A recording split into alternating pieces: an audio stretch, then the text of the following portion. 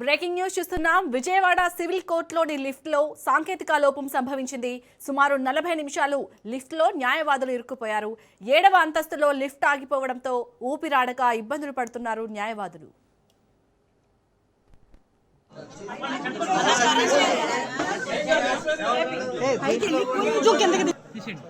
Buttons వరకు తీ పైన కోటి ఇచ్చారంగా కోటి ఇచ్చారు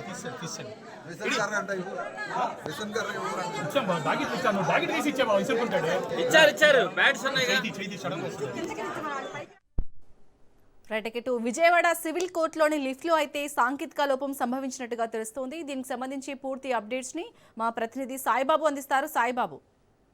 శాలిని, విజయవాడ కొత్త కోర్టు భవనం సముదాయంలో ఈ రోజు ప్రమాదం జరిగింది. 6 న్యాయవాదులు విధులు ముగించుకుని లేదా ఒక కోర్టు నుండి మరో కోర్టుకు వెళ్లే క్రమంలో లిఫ్ట్ ఎక్కారు. అయితే సాంకేతిక లోపం కారణంగా లిఫ్ట్ అకస్మాత్తుగా 7వ అంతస్తులో నిలిచిపోయింది. సాంకేతిక లోపం వల్ల లిఫ్ట్ 7వ అంతస్తులో చేరుకోగానే దాని తలుపులు తెరుచుకోలేదు. లోపల ఉన్న న్యాయవాదులు బయటికి రావడానికి ప్రయత్నించినప్పటికీ ఫలితం లేకపోయింది. ఆందోళనలో దాదాపు 30 నిమిషాల పైగా వారు లిఫ్ట్ లోనే చిక్కుపోయారు. లోపల గాలాడక ఉక్కుపోవడంతో న్యాయవాదులు తీవ్రమైన ఇబ్బందులు పడ్డారు. సహాయ చర్య లోపం ఉన్నవారు ఫోన్ల ద్వారా ఇతర న్యాయవాదులకు మరియు సిబ్బందికి సమాచారం అందించారు. వెంటనే స్పందించిన కోర్టు సిబ్బంది మరియు టెక్నీషియన్ చాలా సేపు శ్రమించి లిఫ్ట్ తలుపు తెరిచే సురక్షితంగా బయటికి తీశారు.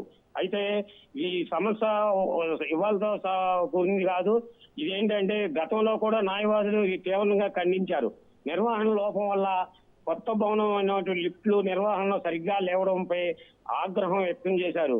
భద్రత గతంలో కూడా ఇలాంటి చిన్న చిన్న సమస్యలు వచ్చాయని, అయినా అధికారులు పట్టించుకోలేదని ఆరోపించారు. తనిఖీలు కోర్టు భవనంలోనే అన్ని లిఫ్టులు, పాత లిఫ్టులు వెంటనే తనిఖీ చేసి నాణ్యత గల నిర్ధారించి వాటి కొత్త చేర్చాలని కూడా డిమాండ్ చేశారు. అదృష్టవశాత్తు ఈ ప్రమాదంలో ఎవరికి ఎటువంటి గాయాలు కాలేదు. కానీ న్యాయస్థానం వంటి రద్దీగా ఉన్న ప్రదేశాల్లో ఇలాంటి సంఘటన జరగడం చాలా భద్రతమైన ప్రశ్నలు తలనెత్తుందని చెప్పొచ్చు. Right, thank you Saibaba.